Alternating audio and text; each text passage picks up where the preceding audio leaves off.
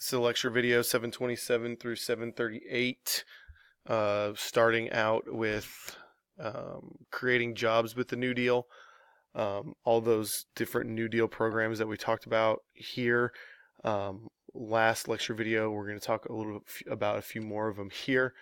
The Federal Emergency Relief Administration furnished funds to states and local agencies for relief. So the federal government is going to give money, just straight up cash, to fund state and local agencies to keep things going. But we're also going to put people to work with the Civil Works Administration, which creates jobs for 4 million workers on constructions and other projects. The Public Works Administration also provided work relief. Basically, the idea here is that we're going to have to do this construction at some point anyways. So if we have to do this construction at some point anyways, let's do it now, pay the people, and try to buy our way or pay our way out of this Great Depression. Roosevelt's pet project, the kind of program he came up with, was the Civilian Conservation Corps. The Civilian Conservation Corps employed 2.5 million men to work on reforestation, flood control, and other environmental products. They get paid $5 a week. Of that $5, $6 a week, 5 of those dollars get sent home. So money from these 2.5 million men gets sent all across the nation from where they're from. The Civilian Conservation Corps is run just like a military, or the Marine Corps, Civilian Conservation Corps. So they get food, they get housing, they get clothing. They don't need any money. They get $1 a week, so that the afternoon on Sunday, they're working 6 days a week and half a day on a Sunday. So when they get Sunday afternoon off, they can, have $1 to go do things. And remember, in the 1920s, 1930s, $1 goes a long way. But this is a way that money helps get money spread across the United States.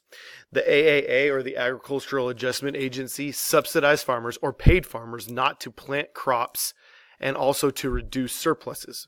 What is surpluses? Surpluses is extra product they have. So basically, they're paying farmers to burn their crops. If they're a chicken farmer, to kill their chickens and burn them. If they're a hog farmer, to shoot their hogs and burn them. And you might think, well, there's so many people that are not eating. It's the Great Depression. True. But instead of giving it away, you start eliminating the extra supply, and so demand is still high and your supply goes down, so that means the price of things go up, and when the price of things go up, now these farmers and ranchers can make more money.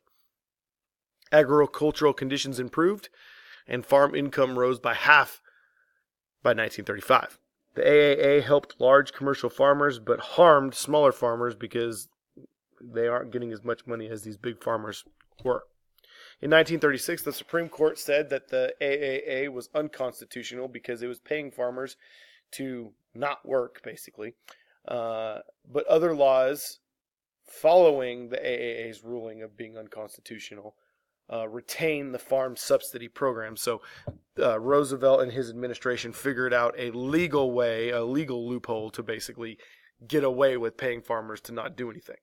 Here you see Roosevelt meeting with some workers, and obviously there's a child.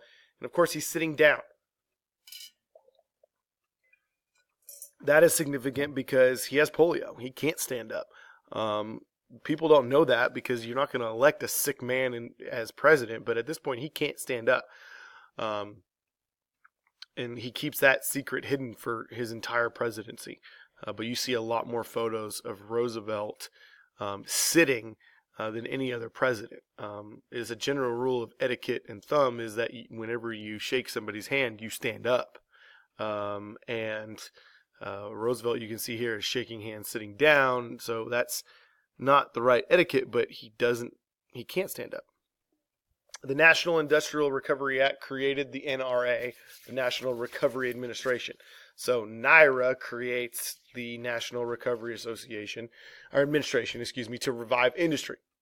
This NRA, not the National Rifle Association, but the National Recovery Administration suspended antitrust laws and attempted to have industry and trade associations draft production, price, wages, and working condition codes. So they're going to come up with codes that some of the stuff we still use and live by today. Labor was provided the right to organize unions and bargain collectively, and they come up with these ideas that will run industry for years to come. Large businesses, in particular, misused the provisions of the NRA and came up with codes and things that were not okay, that were against the workers, causing support for the NRA to go away. Conservatives claim the New Deal had expanded government activity and we're spending too much money. We're doing too much. We increased the regulation, which weakened the autonomy of American businesses. Industrialists and bankers organized the American Liberty League to attack the New Deal. You're doing too much. You're getting involved in the economy too much. Well, the problem is what is too much and what's not enough. Hoover didn't do enough. Now they say FDR is doing too much. Critics on the left, or the liberals, claim that the New Deal had not reached enough people, that they haven't done enough. They said that it didn't reach the poor, including racial minorities. Strikes increased dramatically and at times erupted into violence as employers used brutal methods against the strikers. So nobody's happy. I mean, the outspoken on the left and the outspoken on the right are not happy at all. Some people came out against FDR. Francis Townsend came up with a plan for government pension for the elderly. And so Roosevelt likes this idea. So instead of kind of like going head to head with Townsend, he decides, I'm going to bring him on my team. Remember, Roosevelt wants the best and brightest on his team. So he works with Francis Townsend to come up with Social Security. Father Coughlin was a priest who had a radio show and spoke out against Roosevelt. The problem with Father Coughlin is that he was anti-Semitic, or he hated Jews, and he demanded social justice for everybody. But that's the big problem, is that his anti-Semitism harms him in the long run. And then Huey Long. Oh, Huey Long. Huey Long was a senator from Louisiana, and he comes up with this crazy plan that it's called Share Our Wealth Plan. And he says he's going to give every family $10,000 as a beginning payment, and then they're going to get $5,000 annually as basically like a stipend to live with. Well, this is all fun and good, but then the first question to him comes, where are you going to get the money? And he says, we're going to take it away from everybody who's worth more than $1 million. Huh. So that's fair. The people that have worked hard to get all their money, we're going to just give it to everybody else. Well, Huey Long doesn't last long. He's assassinated. Rich people don't want to give up their money, and so somebody killed him. Again, this one is an African-American little shanty town. They obviously are cold, as you can tell. They're all huddled around one wood-burning stove. But this was the life, and people weren't super pissed off at anybody. They were disappointed in themselves into what had eventually come about. What do you do? What do you do? What's life going to be like? Having a child during this time period was super scary. Life during the Great Depression was not fun. All right, consolidating the New Deal. Getting rid of and bringing in new different things. The Wagner Act guaranteed workers the right to organize unions and banned employers from using unfair labor practices. The National Labor Relations Board enforced the Wagner Act. Here we go with Francis Townsend and FDR's plan of Social Security, which provided unemployment compensation. So if you're not employed, you get paid. Old age pension. So when you're old, you get paid. And aid and benefits for mothers and children and for the blind. And this will eventually turn into mentally handicapped and things of that nature. The Banking Act of 1935 increased the authority of the Federal Reserve Board over currency and the systems. And the Revenue Act of 1935 now provides for a graduated income tax and increases estate and corporate taxes. So they're going to tax the rich more. So the more you make, the more they take. We've talked about that in class previously. Estate tax, when somebody dies, they're going to take, the federal government's going to take some of that money after you die before you can give it to your children. And then corporate taxes, they're going to tax businesses even more. The Resettlement Administration focused on land reform and helped the poor farmers, many suffering from the Dust Bowl. The Dust Bowl was a terrible time here in U.S. history. It hits during what could have been the worst time, again, the Great Depression. But scientists have been telling farmers for years, hey, crop rotate, and they don't. And they keep planting corn, and it basically takes all the nutrients out of the soil. So the soil has no nutrients. Add in a small drought, and then when the winds pick up, it would blow basically sandstorms of the soil across the nation. Okay, and you could get it all the way to New York City. Here is an interesting thing. People started getting their Social Security numbers because they are issued Social Security numbers in the